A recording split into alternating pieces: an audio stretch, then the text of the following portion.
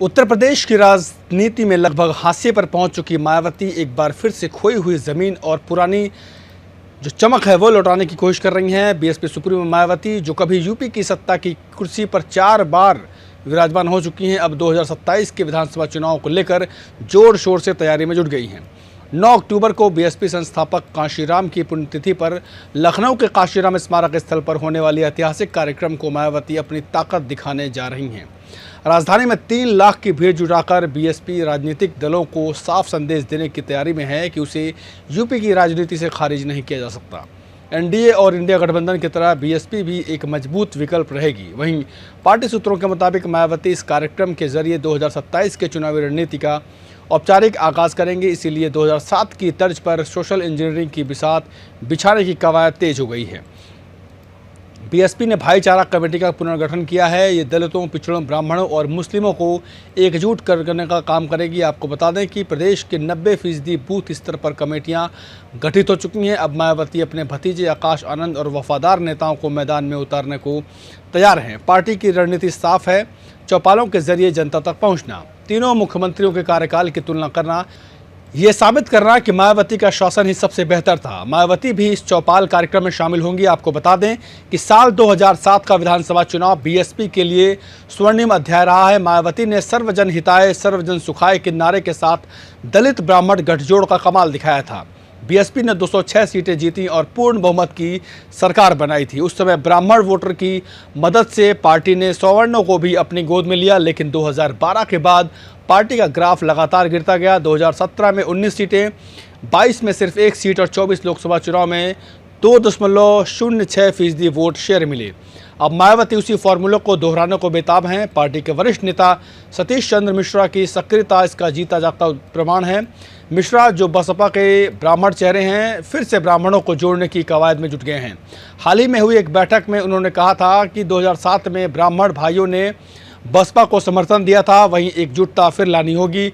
वहीं मायावती ने भी पिछली बैठकों में जोर दिया कि ब्राह्मण, दलित, पिछड़े और मुस्लिमों का गठजोड़ ही बीएसपी की ताकत है। 2025 में बसपा ने एमबीसीएस यानी कि मोस्ट बैकवर्ड क्लासेस पर फोकस बढ़ाया है, क्योंकि दलित मुस्लिम समीकरण से ज़्यादा फायदा एमबीसीएस दलित गठजोड़ से होगा। यूपी में दलित 21%, ओबीसी 40% और मुस्लिम 19% हैं। अगर ये एकजुट हो जाएं तो बीजेपी और सपा का गणित बिगड़ सकता है। वहीं पार्टी सूत्र बताते हैं कि मायावती जल्द ही फील्ड में उतरेंगी। चौपालों के जरिए वो गांव-गांव तक पहुंचेंगी, लोगों को बताएंगी कि 2007 से 12 के उनके शासन में कानून का राज था, पुलिस प्रशासन निरंकुश नहीं था, कोई भेदभाव नहीं होता था।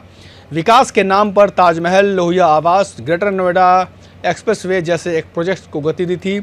इसके उलट योगी सरकार पर वे अत्याचार और भेदभाव के आरोप लगाती रहेंगी। 2017 से 22 के सपा शासन को वे गुंडा राज बताकर निशाना बताएंगी। बीएसपी की सबसे बड़ी ताकत रही है भाईचारा कमेटी। 2007 में इन्हीं कमेटियों ने ओबीसी और दलितों को एक मंच पर लाकर चुनावी सफलता दिलाई थी। 2025 में भी बीएसपी ने उन्हें पुनर्जीवित किया है। प्रदेश अध्यक्ष विश्वनाथ पाल ने बताया कि भाईचारा कमेटियां अब बूथ स्तर तक मजबूत हो रहेंगी। हाल ही में लखनऊ में हुई पिछड़ा वर्ग भाईचारा कमेटी की बैठक में 9 अक्टूबर के कार्यक्रम को ऐतिहासिक बनाने का संकल्प लिया गया।